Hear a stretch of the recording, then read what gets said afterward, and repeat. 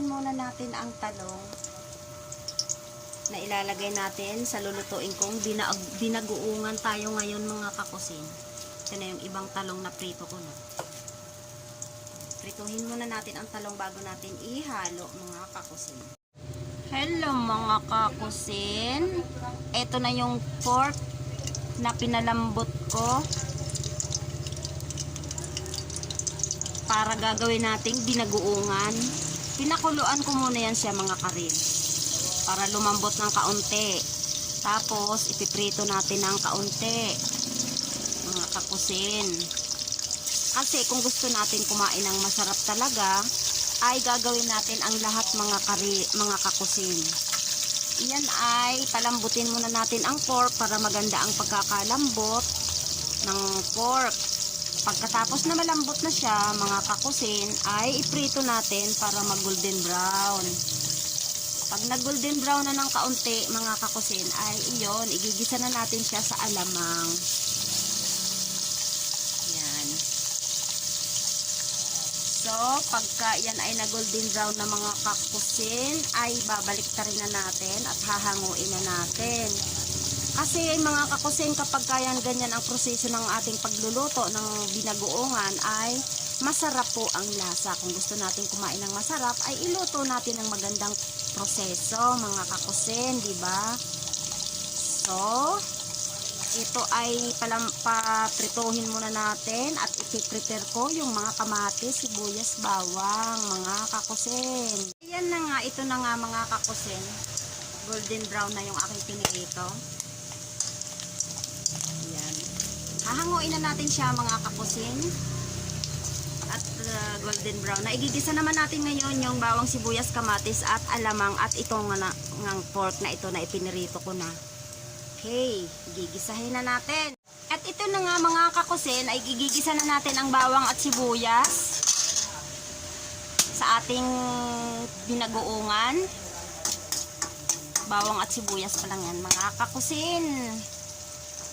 Ilagay na natin ang kamatis mga kakusin.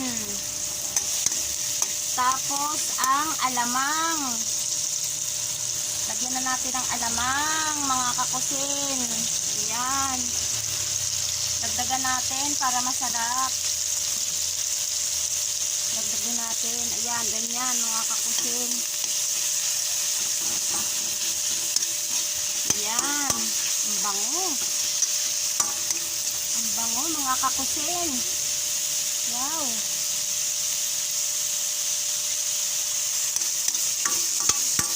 Wow, ang bango. Lagyan natin ng paminta mga kakusin. Yan. Yan, dagdagan natin. Yan, ang bango. Tapos ilalagay na natin mga kakusin yung pork lang. Yung pork ilalagay.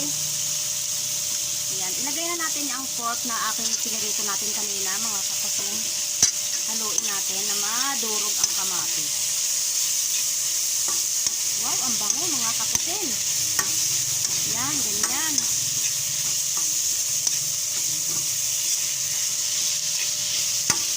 Ayan.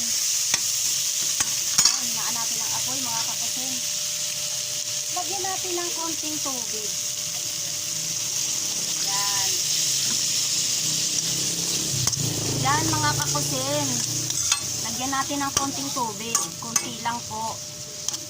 Lagyan natin ng konting seasoning. Yan. Napakabango.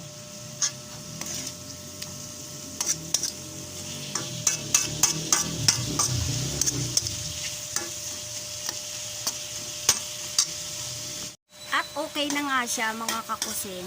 Ilagay na natin ang talong. Yung talong mga kakusin, naprito na natin yan kanina.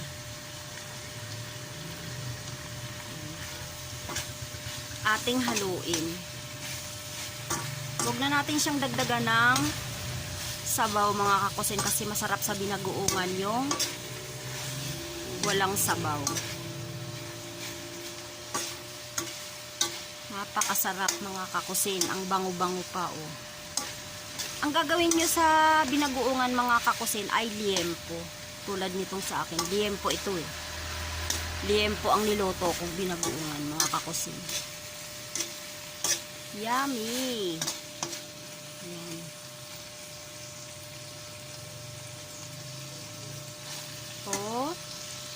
Ito ang aking binagoongan mga kakusin sa bersyon ng Erlinda Cochin Vlog. Maraming salamat sa mga nanood at pa-subscribe na rin po at pa-click na rin ang aking notification bell para update kayo sa bawat i-upload kong video. Opo. Ito po ay sa bersyon ko. Sana po may natutunan kayo ngayong araw sa aking menu. Salamat po. Thank you for watching. Don't forget, subscribe and click bell notification. Bye-bye! Eto na mga kakusin, ang aking binagoongan, luto na. Super yummy at ang bango mga kakusin. Tara na mga kakusin, atin ang tikman. Ang sarap ng amoy pa lang ay busog na busog ka na at nakakagutom talaga. Mapaparami ka na naman ng kanin.